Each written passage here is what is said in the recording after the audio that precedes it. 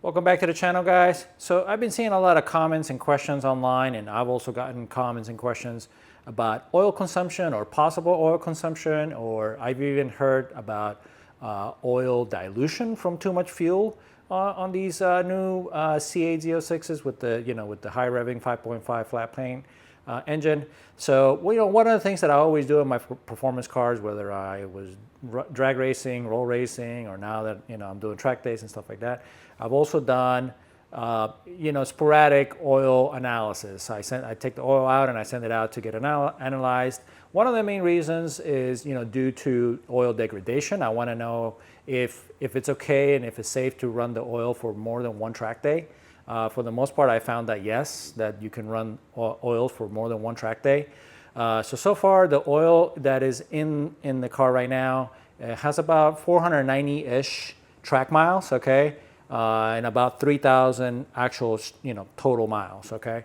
And that expands the 2.5 track days, or actually 3.5 track days that I've had it so far. So the half day that I did at Homestead, another day at Sebring, and then 2 days at Sebring. So yeah, 3.5 days. So yeah, quite a bit of usage. On the C7 Z06, I was changing it about every 2 track days. But that oil was getting to 290 degrees or so at a pretty regular basis. So it was a little bit harder. This, I think I feel safer leaving it for a little bit longer since the oil really doesn't get that hot. But anyways, that's what this video is about. We're gonna take the oil, we're gonna send it out to Blackstone. If you haven't heard about Blackstone, there's another company out now, I think it's called Speed Diagnostics, another guy that has a YouTube channel and stuff like that. He's more informative, but I've been using Blackstone forever. This is not like the end all be all kind of thing, right? You pay 25 bucks for this. You go on their website, I'm gonna leave a link down in the description. You ask for a sample kit and they send you all this stuff for free, okay? So then, it comes with the package, it comes with a little tube, it comes inside of here. There's another little thing where you put the oil. So you put the oil in here, you fill up this paperwork. You can pay for the sample online, or you can leave your information here. Whatever, you send it out to you, and then they give you, what they think is an average. So, we're gonna do that. We're gonna send this out. We're gonna see what they have to say. We're gonna see what the averages are. I don't know that there's that many guys out there right now doing oil samples on LT5s, but oh, LT6, sorry, I think 5 because of the 5.5, but this is an LT6. So anyways, I don't think there's a whole lot of data on this. So I figured, this is gonna be interesting for me. I was gonna do it anyways. Hopefully you guys find it interesting too.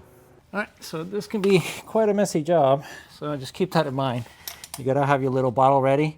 And what they tell you to do is you don't wanna take the sample right off the beginning. You wanna let some of the oil get out, and then, take the sample, kind of from the middle, I guess, And then also keep in mind that GM does require you to run the engine on these LT5s, LT6, I keep saying LT5.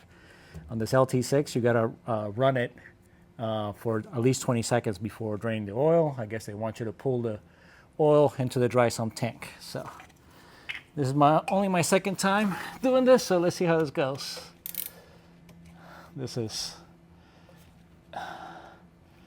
gonna be a little bit sketchy to do, not sketchy, but difficult to do just because it all is gonna wanna come down at the same time.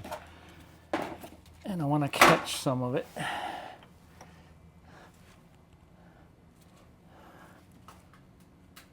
There's gonna go.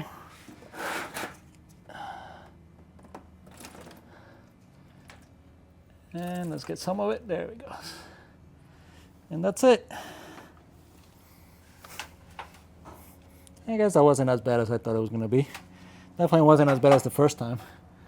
All right, so we got our sample out. Okay, the sample goes in this little baggie. You seal it. You put it in this bottle. You seal it. You fill your paperwork. You fill your shipping label, and then you ship all this out. Everything is included in the kit.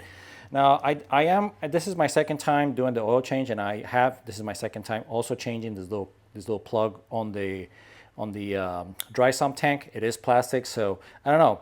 What do you guys think? Let me know what you guys have been doing with these. Are you guys replacing this every time? Or are you just replacing the O-ring? or are we just, you know, gonna chuck this every single time? I don't know. Yeah, let me know.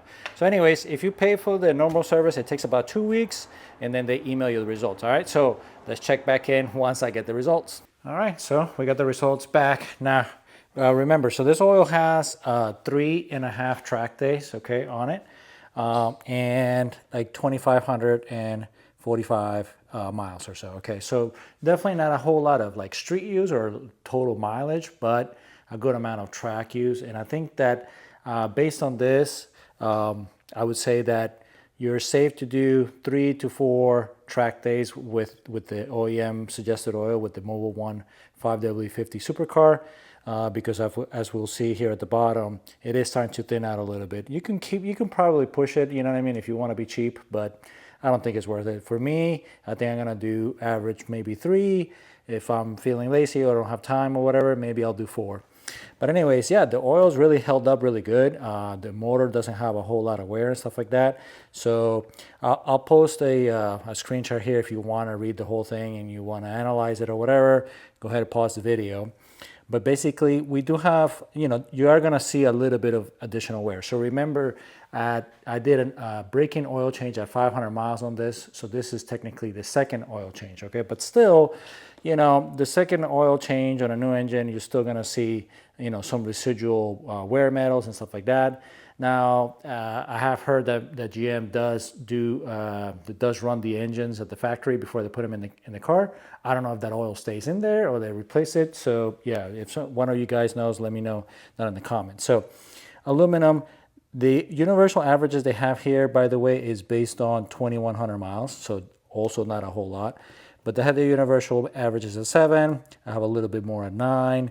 Iron, they have the universal averages at 18. And I have them at 32. So that's really the only thing that I see that is a little bit, you know, on the high side. So we'll keep an eye on that. Tin, a touch higher. I have 4. They're saying just 1, okay. And then moving down to the viscosity, this is what I'm saying. So it should be in between 66 and 89, and I'm towards the lower end of 69. So it is starting to, you know, lose viscosity and stuff like that at temperature. 12.77 should be, you know, in between 11.9 and 18. So I'm also on the lower range of that. So yeah, it's still good, okay, but yeah, I wouldn't push it more than 4 days. Now, a couple of things that it is actually better, you know, I only have 11 copper and averages is 15. I have no lead, average is 1. Molybdenum, however you say this. I have this is a an additive, so I have more than the average. And then all the stuff, all the good stuff that you usually see, magnesium, phosphorus, zinc, all that stuff, it's a bit higher than what the average show with this typical amount of mileage. And then I got in a lot of questions about fuel dilution, not a lot, but I got in a few questions about fuel dilution and stuff like that. I'm below 5, okay, and it should be below 2. I'm below 0.5, okay, and it should be below 2. So there is a little bit of fuel there, okay, so there is something to that, but really not a whole lot. And I'll be honest with you guys, these things on E85 or cars that you put on E85, you see a ton of fuel dilution. So yeah, not really worried about that at all. Very, very low insolubles. You know, this is probably like assembly, you know, like silicone and stuff like that to glue things together and all that. So all in all, a really, really good initial report. I am going to do probably, I may do a follow-up report right after this just to see if this iron levels out. This is not an alarming rate, okay? You are going to see higher rates of metal wear.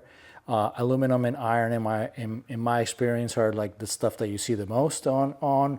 But this is this is a naturally aspirated. I'm used to more like supercharged, turbocharged. On these turbocharged cars, you see a ton of wear stuff, especially if you use an E85. And then I'm gonna move right on to the transmission. So be on the lookout for that. I am gonna drop the transmission fluid, and I'm gonna do the same thing.